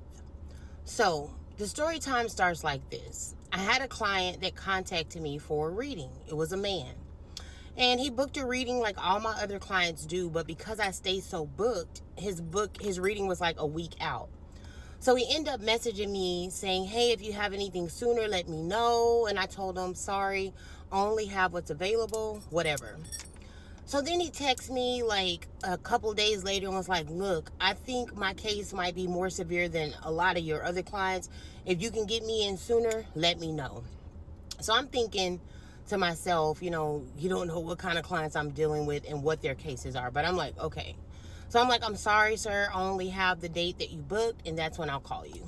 So I knew this was going to be a different case. So the client booked a video call reading. So I start the video call reading, and I noticed that it's him and his wife in the video call, which I don't mind. It's fine. I've done readings with the whole family on the phone before. So we start the reading, and when I lay the cards out and I start seeing what's going on, because they booked a reading to see if they had been hexed or cursed. I have those readings available. So I lay the cards out, and the first thing I saw, without asking any questions, is the reason why you and your wife are going through what y'all are going through is because you have been cheating for many, many years. You have been playing on her and dealing with different women for a long time. And I said, the person that hexed you and your wife is someone that you've dealt with for a long time. And so during my readings, how I figure out if somebody's been hexed is I just narrow everything down. I can't really explain how I do it. But I start to describe the person, who it was. And then usually my clients will be like, I know who you're talking about. Because I'll describe all types of things. I get very detailed with my readings. So as I'm describing these things, I haven't really let him talk very much yet. I'm just telling him what I see. He's like, oh, somebody I used to deal with. He said, well, you think it was that one girl that thought she had a baby and thought it was mine? He was asking his wife. And I was like, wow, this is crazy. Like, this is a crazy situation. And then his wife was like, I don't know who it was. It could have been her, or it could have been that other girl you was messing with. What's her name? Sandra or whatever. And I was like, oh, this man didn't cause the whole chaotic. So then I kept describing the person, because that's not who it was. My spirits will tell me who it was when they name the person. So he said, well, you think it was that other lady? You think it was her? And his wife was saying, it could be her. So I look into, ask the spirits and ask the ancestors, was it this person? They kept saying, no, no, no, no. So I said, look, the person I'm seeing is the person that cursed y'all is the person that's been around y'all's family, been to family functions, and you've known this person for a long time. Then after that, he said, I don't know who that could be. Family, somebody that's close to the family. And I'm thinking, okay, he's not telling the truth. I know I'm not going to get anywhere in this reading. My spirits told me immediately when he said that he's not telling the truth. He's not going to tell the truth, because whoever this one person is that he was dealing with that's close to their family, the wife doesn't know about. Not only does the wife not know about it, but he doesn't want her to find out on the phone this way during the reading. So I said, after about 5 or 10 minutes of him denying that he doesn't know what I'm talking about, then I said, hey, why don't you guys just, it's going to take longer than your hour session. I'm going to have to charge you more for this reading. Why don't we just end it here, because you're already close to your hour and we haven't figured it out, because you're saying that you don't know what I'm talking about. And I can't help you if you're not being honest and upfront and forward with me during the session. I said, why don't you guys get together and talk, write down a list of people who you potentially think it could be, if you have those people, zodiac signs, that would help. And then book another reading, call me, and then we'll narrow it down from that list. And they said, okay. So basically, I get another booking from the wife, and she books by herself, which I was very happy about. Without him being present, because we don't have to worry about any dishonesty, I'm going to figure it out. So I'm looking through the reading, I'm looking, I'm saying, you know, this person you've been knowing for a long time, they've been to your family functions, you know, they know where you live, etc., etc. And we found out who it was. So basically, what this person was doing to the husband and the wife is they were coming to their residence when they were asleep, I guess late at night, and taking a bunch of eggs and throwing the eggs at their house, just throwing eggs everywhere. And they would wake up in the morning just to find all these broken eggs all over their property. Now, the average person would think, oh, their property is getting egged. It's just a teenager in the neighborhood. It's no big deal. That's not what it was. So after the first incident, when their house got egged, they went outside to look at the damage, look at everything that was thrown. And the husband accidentally stepped on one of the eggs. When he stepped on one of the eggs the same day, he broke his leg. Broke his leg the very same day he stepped on the egg. So they knew right then and there that this was a curse. The next time their house got egged, they woke up that morning, went outside, realized there's eggs all over their house the second time. So the wife called herself cleaning the egg mess up, but she remembered, you know, she didn't think about touching it with her hand. So she was picking the eggs up with her hand. And later on that day, she said she thought, oh man, I should have used gloves because I know this is something spiritual, but she didn't do it. Later on that day, after touching the egg, she had an injury to her eye. She had an injury to her eye where she couldn't see for a whole month. Not only that, is her eye still doesn't look the same to this day. You know what I mean? Because of the curse that this person has done. So once we figured out the person that has done this, I basically gave them a rundown on how I can remove it, how I can take it off, and how everything could be done. I did mention that her husband actually ended up getting cancer, but beating cancer from this same very curse. When you're dealing with curses like this, you got to get them removed immediately. You cannot let them sit on you, because someone manifesting in the spirit that powerful and that much of a powerful way to curse you, it can end your life. Curses don't get better over time, they just get worse. And if you don't have the right person removing it, and they try to fight against the spirits that are sent to you to curse you, then the spirits will retaliate even more, is what I explained. I'm going to tell you about the next case. So I had another lady that had called me. She was from Africa. And when she called me on the phone, she also booked a reading, Have I Been Cursed?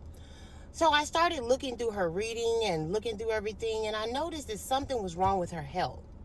So I said, is something going on with your health? It's like everything that you have a pair of is not balanced, is not right. Like, let's say, for instance, your ears. So your ears won't be balanced, your eyes won't be balanced, your hands won't be balanced. It's something like that. And she said, you know, there is something going on with my health. She had been dating a guy, and this guy was also from Africa. And when they broke up, he threw the worst curse on her. He threw a curse on her where every set of everything that she had on her body was not balanced anymore. So she had one eye that was bigger than the other, and this just happened overnight. It progressed over time. Then after that, one ear became bigger than the other and one was smaller. Then after that, one hand became bigger than the other hand, and then one arm became bigger than the other arm, and one leg became bigger than the other leg, and one foot became bigger than the other foot. And she'd been to the doctors and got all the tests ran, and it's not even a rare disease that's in the books. They don't know what's wrong with her. And this is what I'm telling you guys when I made the video about everything is not a natural biological disease or disorder or rare disease. This was a curse. And I'm just saying there's some really, really bad curses out there, guys. And that's why I'm proud to be in my business, because I remove the curses. And it's just becoming more and more prevalent. If you guys had my job, you would know how prevalent this cursing thing is. All you have to do is have money these days. You don't have to be a practitioner. You don't have to know how to practice. All you need is the money. If you pay the right person, they'll knock somebody down. But whoever's throwing curses and paying for people to be cursed, their life is going to be shit in the future. Karma is going to catch up with their ass, whether it's God, karma, or just life. They will get it back times 10. I hope you guys enjoyed this story and have a great day. Good morning, you guys. So I've been seeing a lot of people do story times on like the spooky things that have happened to them, and this is not my typical content, but I do have a few stories that I want to share. So I'm going to tell you a series of stories in this video. And I'm going to apologize now. I am a wonderful storyteller in person, but online and to a camera, I'm pretty sure I suck ass. It's just that this is very unnatural, so bear with me if I stumble over my words and whatever. So the first story happened in 2003. I was about 13 years old. My little sister was 12. She and I were next door helping our neighbor pick weeds out of the ground. So Providence is all concrete, but we were helping him pick like the weeds from in between the cracks, if you will. They were elderly people. He was very specific about how he wanted his stuff, so we helped him sometimes. So the house that he lived in was a 3-family home. He lived on the first, his brother lived on the second, and there was a woman and her husband named Jean. She was named Jean. The husband, I don't remember his name. They lived on the third. And I think it's worth mentioning that we had a really good relationship with everyone that lived in that home, so we became very familiar with them and their routines. And Jean would always be at her window hanging clothes on this like clothesline that attached from her window to like this pole in the backyard. And whenever I'd see her or hear her out there, I would run out and just start chit-chatting with her. So this day I'm back there picking the weeds out of the ground, and all of a sudden I look up and I see what I think is Jean, and she is standing there. I will mention that the size of the window was about half the size of a regular window. And so I look up, I see what I think is Jean. She's standing there and she's just looking down at me. And I look up at her and I go, she doesn't wave back. I'm like, I don't like that. Hi. Nothing. And so I called my sister over and I said, I see Jean up at the window, but she's not saying anything to me. She's not even waving at me. And my sister goes, hi, Jean. And Jean doesn't respond. And then all of a sudden, she starts moving back and disappearing. Now I think back on that day and I vividly remember how sunken in her eyes looked. They were dark. I couldn't see anything. She did wear glasses, but there may have been glasses, I don't remember, but I remember the hollows of her eyes. They were dark. It was very dark in the house, so all I could see was a silhouette. But she had on this white gown. And the funny thing about that moment is that I could see her entire body. I could see her entire body. And remember, I said that that window was about half the size of a regular window. And so it's almost as if time or something in the Matrix glitched or warped. I always called it warping, but it's almost as if something warped and I was able to see or visualize her entire body, because I saw from the top of her head down to where her feet should have been, but I didn't see feet. I saw a gown. Like I said, she was wearing a white gown. So my sister and I, feeling very perturbed, we run inside my mom's house and we're like, Mom, we see Jean at the window and she's just not saying hi to us. She won't say hi to us. And I don't know why we decided to be little fucking tattletales like that. But I guess we were really just shaken up, and that's really all we could formulate was just Jean isn't answering us.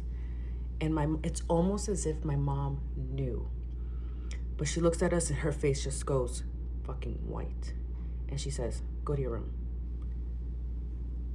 And we're like, okay, so we run. We knew something was off, you guys. We knew something was off.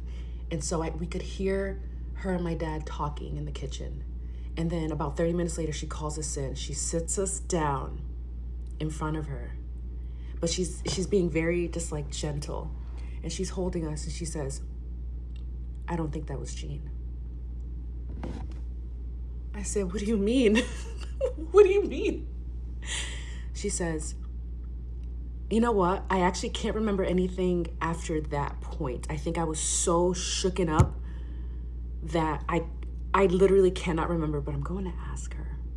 Anyway, but I do remember her saying and holding, she was like holding us and she was like, I don't think that was Jean.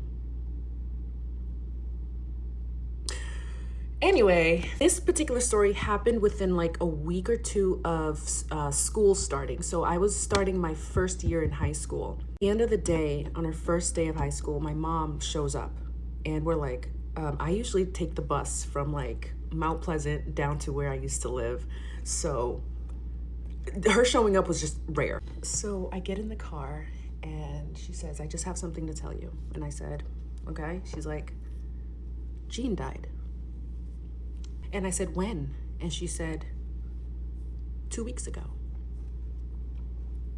And that's funny because I saw her a week ago at the fucking window. And my mom, as much as she doesn't want to admit it or like to admit it because she's a very religious woman, she's very Catholic, she is a knower or a seer or a something. But after I said, there's no way, she's like, yeah,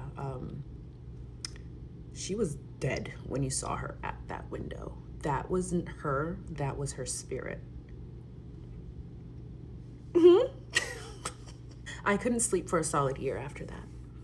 Shortly after this news, I was downstairs in my room watching TV and I hear my sister coming down. And she's like, Kayla, Kayla, Kayla. She's calling out for me. And I tell her I'm in the room. She comes in and she's like, I just saw Jean walk from one side of the room, another room, to like vanishing into the fucking wall. And I'm like, this is it. That was it. It disturbed me for so long. And it marked such a pivotal point in my adolescence. Like, from that point on, the experiences were out of this world. So I accidentally clicked my camera twice and it turned. And this is here. And if you know this painting, it's the Prince of Peace. I think I should tell you the story on why I even have this. So if you're interested in hearing any more of my stories, please feel free to let me know. Even if you don't, I think I might share it anyway. It's just very interesting. But as I said in the previous clip, this was a pivotal point in my life, and everything started coming out the fucking bag, okay? So, excuse my language. Oh, sorry. All right, stay tuned, I guess. Peace. All right, if you don't like real life ghost stories, then you're gonna want to skip this video. But if you do, then stick around. When I was a kid, my father started dabbling with the occult. He joined a group of Rosicrucians, which is a witchcraft cult. And he would bring some items to the apartment where we lived in after work, and he would go into the bedroom, lock himself in. If we were in there, he'd, have us leave. And he would perform some sort of ritual or God knows what. We weren't allowed in. He didn't tell us what he was doing, but it was something to do with the witchcraft. Strange things started happening in the apartment, but eventually my mother left him, and we had to move in with family. And of course, we were very poor, so we all shared a bedroom. My mother and my sister slept in one bed. I slept in a smaller bed next to them. One night, I remember waking up at about 3 in the morning. I had been waking up at about 3 in the morning every night for a while, but on this particular night, I woke up and I was just laying there awake, and I had turned and I was facing my mother and sister's bed, when suddenly I see this blue light come out of my mother. This bright, brilliant, indescribable light that I've never seen before or since. When this light came up, it was like my mother laying there on the bed, and this thing just came up like this. It sat up. It was what you would call a ghost, a spirit, and it was my mother. Same hair, same face, same torso, arms, and because it was sitting there, the blue in her legs, it was still just sitting there, like inside her legs, but her torso, she kind of sat up on the bed with her arms back, like when you're about to get up out of bed, and it's staring forward. And I guess it sensed that I was looking at it, and so it turned to look to me. And when it looked at me, again, the visible appearance of it was identical to my mother, but there was something strange in her look. It didn't have the look that my mother gives. It didn't have that same stare, that same glare or look that my mother had. You know, when a loved one looks at you and they're not okay, anyway, it was off. It was foreign. It was strange. And it was looking at me almost as if it was confused as to why I was looking at it. It was confused that I was in its presence, almost as if it was strange to it that I was looking at her. And this freaked me out, of course, after a few seconds. And I guess after I absorbed it and processed it in my 5-year-old mind, I began to scream bloody murder.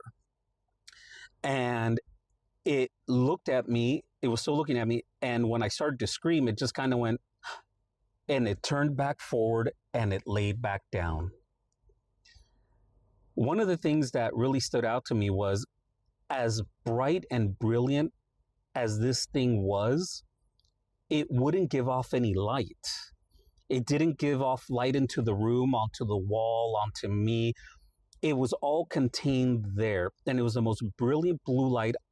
I've never seen anything like it before, anything like it since. It was a blue, almost like this color blue, but just imagine super bright. And so after it laid down and I started screaming, I jumped out of the bed and I went over to my mother's bed, and I was trying to find comfort in her, but she wasn't waking up. I was basically dancing and jumping around on the bed, and it roused my sister, my older sister, who was at the time 12, and she just kind of was like, "What's wrong? Go back to bed." And I guess she thought I was having a nightmare.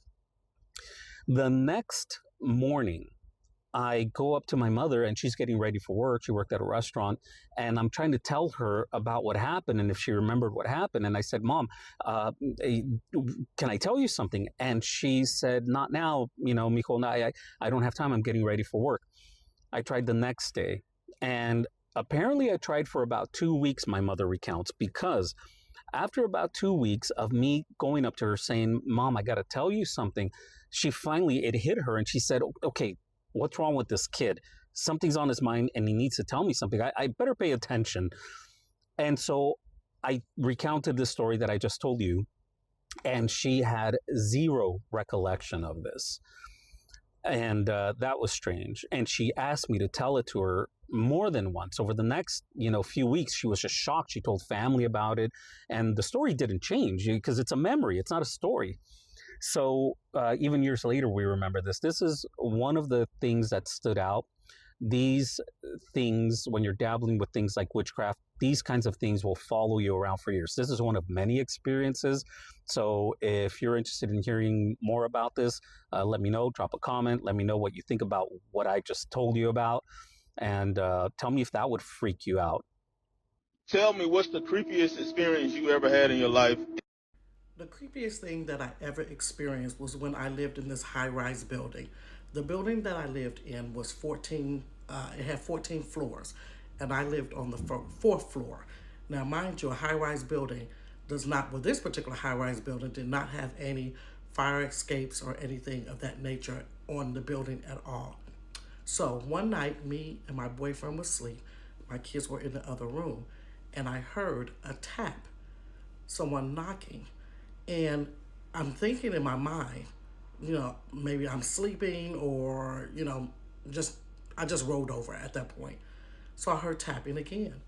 And I'm thinking maybe one of the kids is woke. So I got out of the bed, checked on the kids. The kids were fine. All of them were asleep.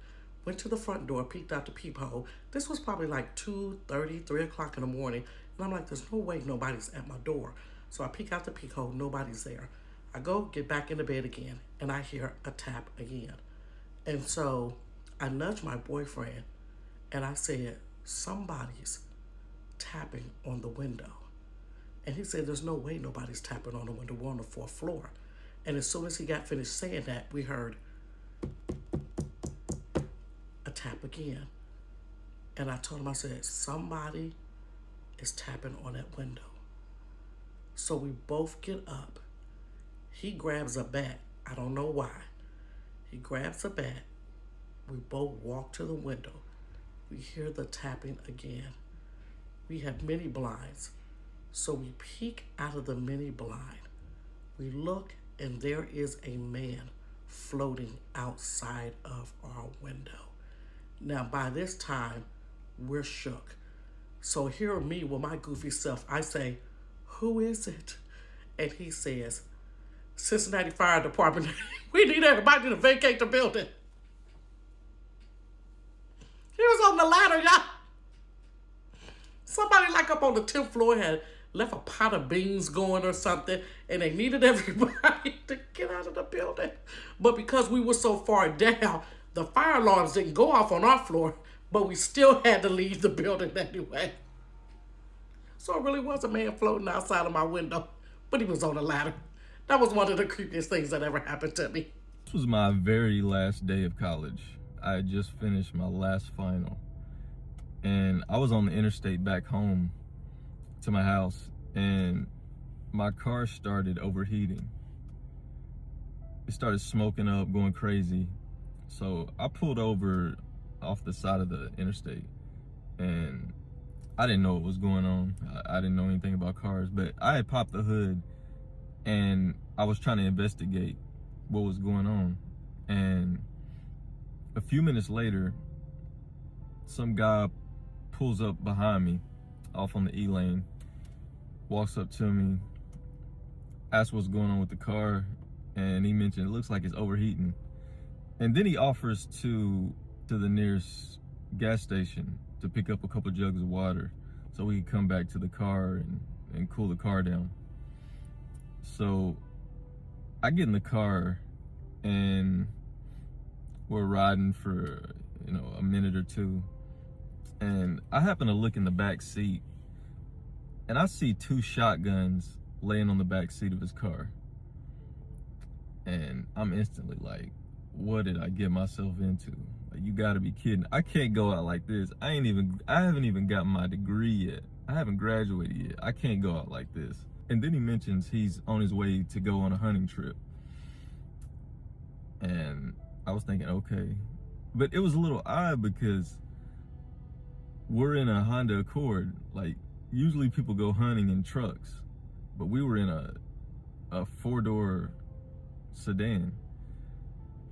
And so now I'm on edge a little bit, and we get down the road a little more, and then the dude reaches out from the side of his door and pulls out a Tupperware container, and he's got 2 pre-made hot dogs in that container. And then he offers me one, and I'm like, nah, I'm not about to eat a hot dog from a stranger. That's crazy to offer, matter of fact. And at this point, I'm completely freaked out. I'm like, why did I just get in the car with this guy? So we make it to the gas station. We get the 2 jugs of water. We go back to the car. I pour the water into the car gets cooled off, and I get it back up and running. And the guy offers to follow me home to make sure I get back to my house all right. And I'm thinking to myself, I'm not about to let this dude know where I live. But he's like, no, I insist. He like insisted on following me. So we get on the interstate, and I'm thinking to myself, as soon as we get some space in between us on the road, I'm taking the first exit. So we get on the road, I change lanes, he doesn't change lanes. And so at this point, we've created a little space between us, and he's ahead of me on the interstate. And as soon as he's ahead of me, I take the first exit and dip and end up making it home. Now, the guy could have been harmless. He could have just been a good Samaritan, but I wasn't about to take any chances. He also could have been a serial killer, but that was a weird interaction. It still gives me the creeps every. I'm gonna try this for the second time because when I recorded the first time, it was no audio recorded. But now I'm just gonna speed it up. This is what happened when the ghost followed me home from New Orleans. When we were leaving New Orleans and we were all in the car, I felt that there was a man with me, and I told everybody in the car there was a man with us, and we all did our own little separate prayers to try to get him to go ahead and stay where he was at, and he couldn't come with us, right? Of course, sometimes it doesn't always work depending on the people that you're around and all that. So I get back to Atlanta. About 3 or 4 days after that, things start moving around in my house, okay? One, I start realizing that there's somebody peeking around corners in here like this. And I would see shit like this.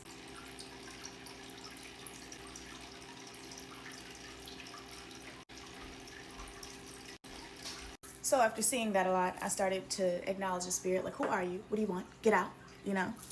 And then it started touching stuff in here. So this was me and my girlfriend was going through this where we would be sitting somewhere alone and things start moving around in the house. There was a time where I was sitting over here on this couch, and all the way across the room over here, I saw my shoe slowly lean and fall off of something. There was a different time I was sitting right here on the couch, and you see that bag over there? That bag is hooked onto some clips. It unhooked itself and fell to the floor. Dead silent in here. I'm chilling, sitting on the couch by myself, and I just have to look up and be like, stop touching shit, right? So this was the ongoing thing for about a week and a half in my house. Was like things were moving around. They didn't have no business moving around. And I talked to my girlfriend about it. She had been seeing something walking around in the house. Things had been moving around, and she had felt something poke her. Now, this is when I knew that it was getting serious. I could feel him, and I could see things about him in my mind's eye. I could see what he looked like. I could see about how old he was. I could see what his energy was like. I could see what he was wearing. So I was starting to get a feel and an idea for him and like why he was around. He wasn't a bad guy at all, kind of like a guy that like died young in his early 20s, and I was just the only light that he could see in that area, so he followed me all the way home. But I was laying in the room, right? I went to go take a nap. My girlfriend told me like, go ahead and take a nap. So I went in the room to take a nap. She was out here in the kitchen where I'm currently at. I'm in the bedroom on the end of the bed taking a nap, right? Laid underneath of like this extra little blanket or whatever, just laying on the end of the bed. I felt her walk into the room, and you know where you can kind of hear the air change or whatever, like when somebody's coming close to you. I felt her and heard her walk into the room, and it felt like she walked into the room, looked at me, noticed I was asleep, and then touched my head and gave me a kiss and walked out. Now, when she walked in, when I heard her walk in the room, I woke up. My eyes was closed, but I woke up. I thought she was going to ask me something. So I woke up, and I felt the fingertips touch the back of my head, and I felt my head kind of get this weird little tingle on the inside, and I felt the really, really light. And I turned directly around, and the room was empty. So I sat up, and I said, oh, okay. Came out here and noticed she was in the kitchen. Told her what happened as soon as it happened, right? So after that, I honestly sat in here one day when he started moving shit around again and fucking with the lights. Like, he was making the lights flicker and stuff. So I told him that he had to leave. But the thing about me is I don't just like banish spirits to go and you know, haunt somebody else. I send you on your way. So I called in my angels and my spirit guides and my ancestors to come in and help this guy move on if he was willing to do so. And he was willing to do so. He just didn't know where to go or how to do it. So we helped him. He moved on. He's gone. My house is clean. That was the spirit I brought with me from New Orleans. Let me know in the comments what you guys think about this experience. If you went to New Orleans and brought something back with you, if you're from New Orleans, if you've ever been haunted, if you're a medium, whatever, let me know in the comments.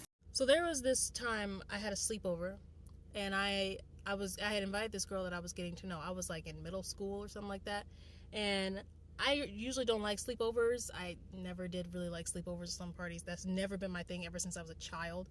But it was that time, it was at my house, and it was me, my childhood best friend at the time named Kay, we'll call her Kay, and then I invited the new girl over, Tay. So Tay came from like a poor background. I grew up middle class, and she came from like the hood. I mean, the hood of the hood of the hood. But me being a kid, I never cared about that stuff. I mean, I wasn't paying no bills, so I didn't care where she came from. But I just noticed when we had, dropped her off, she was from a much poorer area. So we're playing night tag in my basement. Basically, it's late at night. We turn off all the lights in the basement, and we're like tagging each other. We get done with that. We start playing blindfold tag, which is essentially where we blindfold whoever's it, and they have to try to listen here and try to tag. I was really good at it. My senses was off the charts, so I was winning a lot, and she was getting really upset about me winning all the time. And so she claimed that I was cheating. So me and her are going back and forth, and she's like, you're cheating. I'm like, no, I'm not. So she's like, okay, well, I'm gonna put an extra blindfold. And she takes, I was like, okay, I don't care. So she takes a robe that I have, my old like bathrobe, and she puts it over my head and like ties it around, takes the belt of the robe, ties it around my neck. I'm not like really thinking nothing. I'm like, oh, she thinks I'm really cheating, but I'm still gonna win. I don't care. So I could tell she was like really upset about it. I'm like, it's kind of weird. It's just a game. But she starts tying it around my neck. She starts tying it so hard and pulling on the rope to the point where I'm like struggling to breathe. And I'm like, wait, I'm like tapping her hand. I'm like, hey, you're tying it too tight. It's too tight.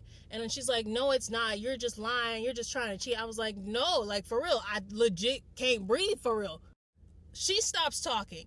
Tay stops talking, and she is just still pulling tighter and tighter. And I'm like, at this point, I can't talk. I'm like, I can't breathe. Stop. And my best friend at the time, what I call her, Kay, she's like, stop, you're choking her. And Tay is like, no, I'm not. She's lying. And then Tay just stops responding to Kay. And Kay's like tapping her, and like I could feel her pulling on me like this. At this point, I'm trying to hit her. My best friend Kay at the time is trying to hit her, and she is not saying anything. Tay is silent. She went quiet, and she's still pulling. And at this point, my ears are starting to ring, and I'm like, everything's going black, and I'm getting lightheaded. Sorry, I'm gonna have to do a part two. So I'm getting lightheaded. Everything's getting dark. My ears are starting to ring, and she's still pulling. My childhood best friend is yelling at her and like trying to hit her. I can kind of see shadows, and I can see like my friend Kay is trying to hit her to get her off me. Again, we're like 11, 12, maybe 13.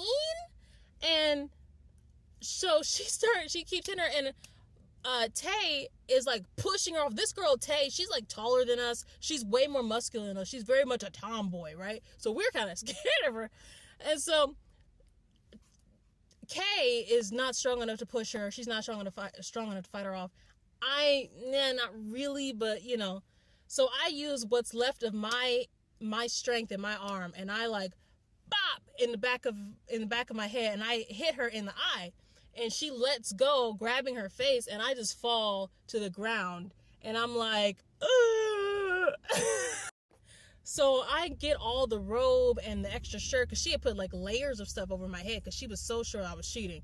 So I tear all this stuff off. It's hot. I take the rope off my neck. My neck is red. And I'm like coughing and heaving, and Kay is on the floor like patting me and like crying, tears in her eyes. She thought I was dying, and I thought I was dying. And and so we both slowly look up at Tay, and like what in the world, girl? I told her, I looked up at her and I was like, I said I couldn't breathe. And she looked down with the most blank expression. She was like, oh, I thought you were faking. What? So it's just silent for a good like 8 seconds, and then Tay goes upstairs, doesn't say a word, goes upstairs to like the second floor where my room is and the guest room is. She goes all the way upstairs. Me and Kay are on the floor like staring at each other, terrified. We're like, who did I just invite into my house? So me and Kay, after a while of like us chatting back and forth, trying to figure out what is going on, what was that about, we're terrified, but it's like late at night, it's time to go to bed. So we go upstairs into my room, and across the hall is a smaller hall, but it's the guest room, and Tay is in the guest room watching TV in a pitch black dark room, sitting on the floor staring at the TV, not saying anything. She's just staring at TV, watching TV, not even looking. She hears us coming up the stairs, but she doesn't say anything. And we're we're in the other room, in my room, looking at her terrified. Bro, when I tell you that night, we closed my door, locked it, because we were terrified to go to sleep that night because we thought she was going to come into our room and kill us or something. Bruh. The next day, she ended up going home the next morning with her mom. She didn't say anything else to us the rest of the night. She was completely quiet. It was the most terrifying thing I've ever experienced, bro. Welcome to the story time of a girl's trip turned running away in the middle of the night from dangerous people. I called this story What the Helen because, as some of y'all guessed, this took place in Helen, Georgia. So this was our senior year of college, and we decided to go on our fall break trip to somewhere new, and we booked an Airbnb mountain house in Cleveland so that we could take day trips into Helen. And we left on a Thursday, and check-in time was at 3, but we were running late, you know, and so we got to the Airbnb at 4 p.m. When we got to the Airbnb at 4, we pulled up, and our Airbnb was on like the edge of the mountain. So past our Airbnb, there was nothing, but we noticed that there was a van outside of our Airbnb with a middle-aged woman, an old man, and a naked 2-year-old. We kind of rolled down our windows to see what's going on because we're like, where do we park? And so the woman is like, oh, hey girls, are y'all staying here? We're just the housekeepers. We're finishing up. You park here, blah, blah, blah, blah, blah. And we were like, okay. So we park and we go into our Airbnb and we're like, that's annoying that the house cleaner's still here, but you know, like, whatever, it's not the end of the world. And we don't think anything else of it. And 2 hours later, it's now 6 p.m. and we decide to leave the Airbnb to go get dinner. We leave the Airbnb and hike up the hill to get to where our car is, and they're still there. And so at that point, I'm like, all right, if you're gonna hang around, what's your name? And she's like, oh, I'm Christy. And we're like, Christy, what are you still doing here? And she's like, oh, I'm finishing up. I'll get out your hair, no worries, blah, blah, blah, blah, blah. But then she's like, oh, you girls are gorgeous. And I have a son around y'all's age, and he's got some friends. And if you want me to send them over tomorrow and hang out with y'all, just let me know. Like, he's really handsome. His dad's a pastor. He wouldn't do anything to you. Of course, we're like, no, we're fine. Thank you. Bye. No. So then she's like, I have a great idea. How about y'all stand in a line one by one, and I'll take a picture of each one of you. And we're like, yeah, no. And we get into our car and she's following us with her phone and like, no, girls, I wouldn't do anything with them. There's just to tease my son and his friends. Girls. And we run away, like in the car. We would drive away. Puppy break. We were like, that was really weird and uncomfortable and sketchy, but maybe she just has bad boundaries. And, you know, we're dumb college girls. We're 21. We paid a lot of money to be there. We were like, whatever, we're going to stay. We're going to tough it out. You know, don't judge. We were dumb. We're 25 now. We're different. The next day, we do not see them. And then Saturday happens and we're like, let's have a spooky day. It's October. And so we went to Babyland, which is a Cabbage Patch museum that's free and very spooky, not on purpose, but just very spooky vibes. And then we went to, a haunted corn maze, and that was very spooky and fun as well. So it's now 9:30 p.m. when we get back to our Airbnb, and one of my friends points out, guys, there's people in our yard of the Airbnb because we see flashlights moving around. And then we notice Christy's van and a truck. And then we roll down the window and we're like, Christy. And she's like, oh, it's the girls. The girls are here. And she comes up the mountain with several men that we do not know. So then we're like, Christy, what are you doing here? And she's like, oh, I'm just doing some yard work. I'm finishing up. No worries, girl. We're finishing up. We're leaving soon. And we're like, yeah, you need to leave, you know? And so there's parked where we're supposed to be parked. And so we don't know where to park. So she leads us to like the edge of the mountain and it's like, park here. And we see her bend down and like around our tire area. And I was like, maybe she's putting a rock. So like to keep our car. So I don't know. So then we get to our Airbnb down that hill and we notice it's unlocked. Not only is it unlocked, but the sink was wet and the toilet was still like stirring, you know? So that means they know our code and they've been in our Airbnb. So at this point, we didn't tell anyone that this was really going on. None of our parents, at least, no adults. And so I decided to take one for the team, and I called my parents and I gave them like the name and every information I knew, like where we were, the names, et cetera, in case things, go south. My parents were like, yeah, keep us updated. This is weird. At this point, it's like 10:30 and they're still there. And we're like, listen, they have the code to our place. We're not going to be able to sleep. Like, this is just not a good situation. And so I say, we're only 2 hours away from college. Let's just drive back. And at first, my friends think I'm joking. They kind of laugh. I'm like, no, I'm being serious. We got to get the hell out of here. Then we immediately go to our rooms and we pack our bags and we huddle together because we're like, we need a game plan because we got to act like dumb girls and we can't let them know that we're in on anything. So we decide, we're going down with a fight if we have to. There's some things that are worse than death, in my opinion, and I would be willing to go down in a fight if that's what it had come to, but luckily it did not. We first decide when we leave with our first round of stuff up to our car, if they ask, we're going to say, oh, we have an early morning tomorrow, so we wanted to get a head start on packing the car. And of course, nosy Christy did ask. We started going up the mountain and she was like, girls, where y'all going? I'm the only one with the code to get into your Airbnb. I would never let these boys hurt you.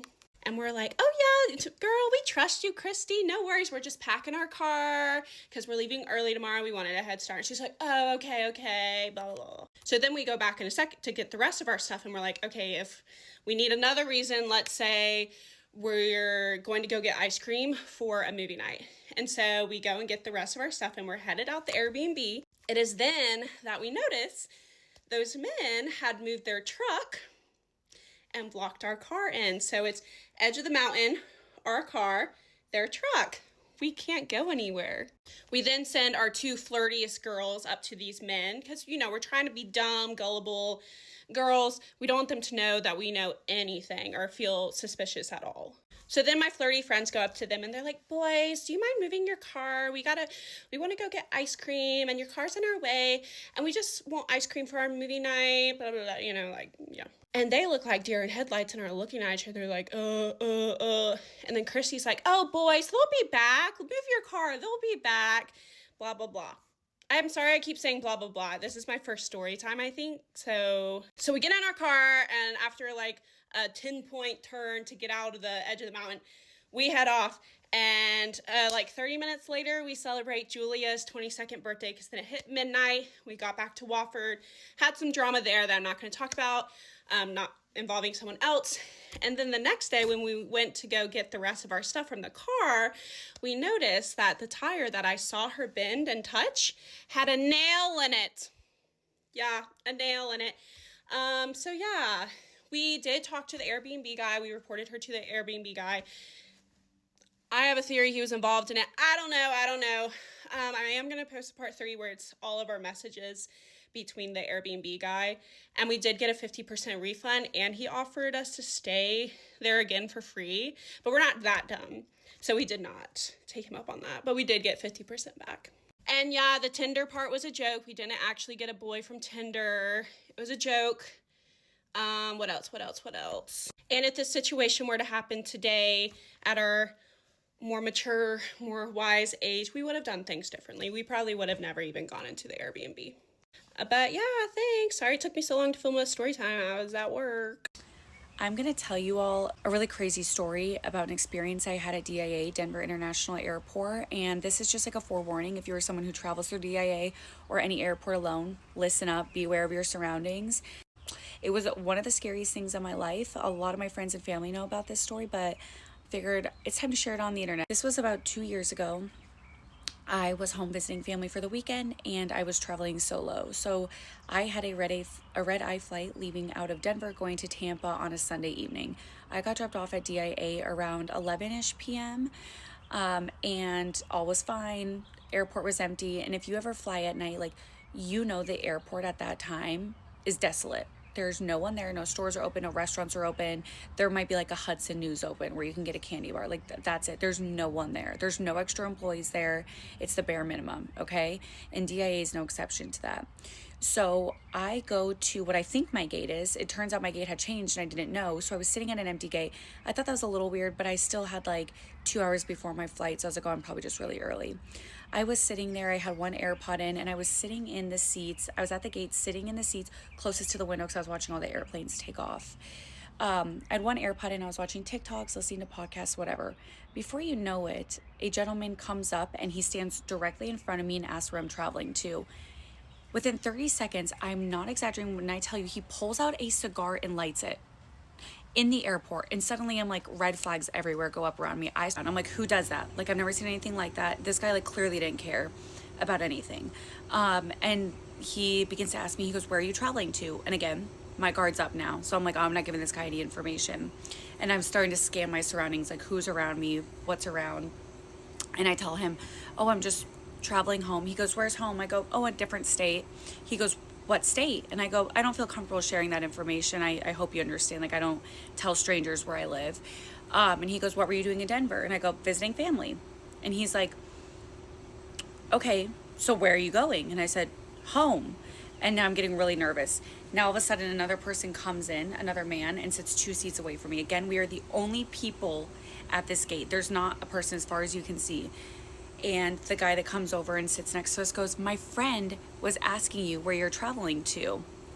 And I go, and I told him, I'm not saying anything. Now I'm starting to get like choked up, like I can barely talk because I'm so nervous. Within 30 seconds of that, I kind of blacked out during this period. A woman comes up behind me. So I am now trapped. There's a person right here, and this woman like back here. So they're all around me.